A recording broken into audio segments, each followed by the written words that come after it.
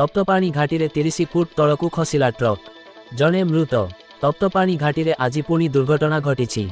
गजपति गंजाम सीमांत तप्तपाणी घाटी तथा जोकरापल्ली निकटरे 30 फुट तलकू एक हलदी बोझेई ट्रक तलकू खसी पड़ी। ट्रकटी मोहना अंचल ब्रह्मपुर अभिमुखे जाउथिबा बेले तप्तपाणी घाटी रे एही दुर्घटनाटी घटी, जहाँ फल ट्रक तले ड्राइवर चापी होई रही जाइथिबा बेले सांखेमुंडी अग्निशम बाहिनी पहुंची ड्राइवर को उद्धार करथिले हें ड्राइवर जनक मृत्यु घटिथिबो सूचना रही। मृत व्यक्ति जनक हेले नयागढ़ जिला सरपड़ा ग्रामर सुरेश कुमार गुरु बोली परिचय मिली। घटनास्थल रे पाटपुर पुलिस आसी मृतदेह जबत करी तदंत आरंभ करिछि।